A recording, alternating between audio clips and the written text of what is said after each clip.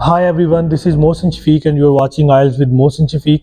Welcome back to my YouTube channel and I am again going to make a video on listening. So as most of you were asking about listening tips and tricks, so I would discuss each one of the trick as per the exam format. सबसे पहले हम discuss करते हैं पहले 10 की क्या technique होती है। जो लिसनिंग के फर्स्ट 10 होते हैं, they are the basic one, they are related to basic information like address, name, second name and such kind of things. So इसमें आपको क्या करना है कि you need to coordinate well with the speaker, along with that make notes in a sense कि आपको locate अच्छे से करना है। जब आपको टाइम मिलेगा, the recording plays as you have some time to locate question 1 to 4 or 1 to 10, locate well. If you are given any detail like buses, motorbikes and dash, so आपको idea हो जाएगा कि this is something that is related to motorbikes and buses. And if there is written as telephone number, so आगे blank है तो आपको पता चल जाएगा मुझे यहाँ पे टेलीफोन नंबर लिखना है। Okay, so same is the case with 1 to 10। आपने जब भी 1 to 10 करना है तो आपने इस चीज़ को माइंड में रखना है कि आपने लोकेट अच्छे से करना है और आप पहले से नोट्स बना लो कि आपकी ब्लैंक से पहले वाला वर्ड क्या है और आप एक अज्यूम कर लो कि मेरा आंसर इस तरह का होगा। जैसे टेलीफोन नंबर के आगे आपको ब्लैंक मिल रही है तो आपको आइडिया हो जाएगा कि मुझे यहाँ पे टेलीफोन नंबर लिखना है। अगर यहाँ पे लिखा हुआ है classes are held on dash, तो आपका अजम्पशन बन जाएगी कि यहाँ तो मुझे यहाँ पे डे लिखना है, यहाँ मुझे यहाँ पे कोई डेट लिखनी है, बिकॉज हेल्ड ऑन के बाद मुझे कोई चीज़ लिखनी है। तो locate well, coordinate well and make notes while you are doing 1 to 10. Okay, then हमारे पास आता है 11 to 20।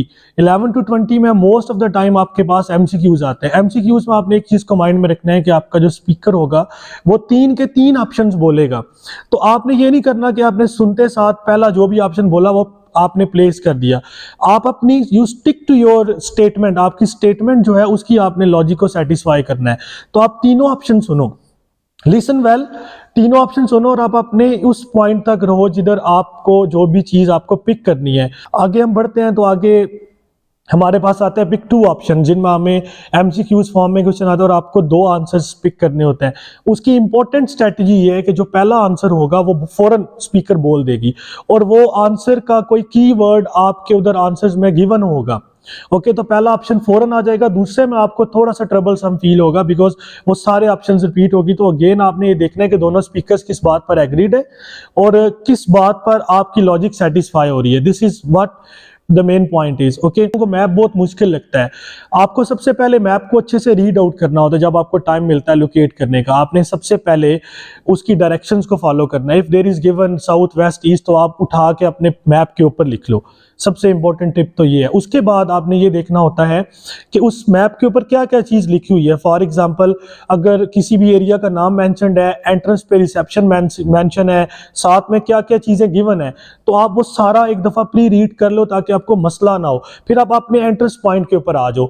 एंट्रेंस पॉइंट के बाद आपने अपने स्पीकर के साथ बहुत अच्छे से कोऑर्डिनेट करना है और जैसे जैसे वो मूव करवाएगा आपने उस डायरेक्शन में मूव करते रहना है। आपका राइट लेफ्ट वही होगा जिस हिसाब से आप बैठे होंगे और आपने एंट्रेंस के साथ सारी चीज़ों को मेनली डील करना होता है। आप अपनी एंट्रेंस पर रहोगे और आप उसके बाद मूव ऑन करते रहोगे as per the direction that is given to you by the speaker. Okay, when it come to comments matching, जो कि इंतहाई मुश्किल आपको इस वजह से लगता है क्योंकि उसमें सिनोनिम्स यूज हो रहे होते हैं। आपको सिंपली ये करना है कि जो आपके पास डिटेल होगी जिसके साथ आपने मैच करना है अपने क्वेश्चन को, आप उसके ऊपर अपनी नज़रों को मूव करते रहो और सिनोनिम में सोचो। जो भी बात आप सुनाई दे रही है आपको, आप उसको सिनोनिम्स के साथ मैच करो। तो इसकी बेस्ट प्रैक्टिस ये है कि आपका सिनोनिम लैंग्वेज आपकी बहुत अच्छी होनी चाहिए। So this is the only trick in this section कि आपका सिनोनिम के ऊपर बहुत अच्छी कमांड होनी चाहिए। Okay, then when it comes to 31 to 40, तो 31 to 40 are most likely 1 to 10 जो यहाँ पे स्ट्रेटजी है वही आपने 31 to 40 में स्ट्रेटजी अप्लाई करनी है। अब यहाँ पर ये होता है कि आपको स्पीकर ड्रैग बहुत करता है। फॉर एग्जांपल, आप 32 कर रहे हो तो वो स्पीकर इतना ड्रैग करेगा कि आपको लगेगा कि शायद मेरा स्किप हो गया और आप 36 पर पहुंच आते हो और इतने में आपके ऊपर वाले सारे स्किप हो जाते हैं। आप जब लोकेट करते हो अच्छे से और जब तक वो डिटेल नहीं आती तो दैट मीन्स आपको कोई मसला नहीं है। आपको 2 मिनट के लिए ड्रैग कर रहे हैं, 3 मिनट के लिए ड्रैग कर रहे हैं, आपको there is nothing to worry about. और आपने एक बात ये भी याद रखनी है कि जब आप एक क्वेश्चन के ऊपर ड्रैग होते हो तो आपने ये अज्यूम नहीं करना कि आप अगले क्वेश्चन पर भी ड्रैग होने जा रहे हो सकता है वो फौरन बता दिया जाए। तो इसमें भी आपको नोट्स बनाने चाहिए, आपको अच्छे से लोकेट करना चाहिए। उसके बाद आपने एक प्री अजम्पशन बना लेनी है कि मेरा आंसर किस तरह का होगा। ओके, तो इस तरह आप इन बेसिक स्ट्रेटजीज को फॉलो करके 31 to 40 को भी बहुत अच्छे तरीके से कर सकते हो। कुछ जनरल टेक्निक्स मैं आपको बताता हूं जो आपको लिसनिंग में बहुत ज़्यादा हद तक कामयाब कर सकती हैं। वो ये है कि आप पहले 10 और आखिरी 10 में अपना एक भी गलत मत होने दो, because these are the most easiest one. 11 से 30 में अगर आपके 6 गलत भी हो जाते हैं तो स्टिल आपका 7.5 स्कोर रहेगा। तो आपने ये करना है कि आप एक प्री अजम्पशन बनाओ कि मेरा आंसर क्या होगा, यानी कि आप एक सेंस के साथ क्वेश्चन करना स्टार्ट करो। दूसरे नंबर पर आप रिकॉर्डिंग्स को अच्छे तरीके से सुनो।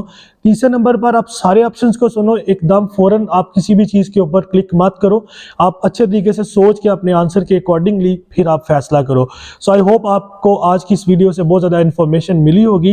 And stick to my channel for more updates and more videos. I'll be bringing some new content for you on each and every module. So till then, take good care of yourself. Goodbye.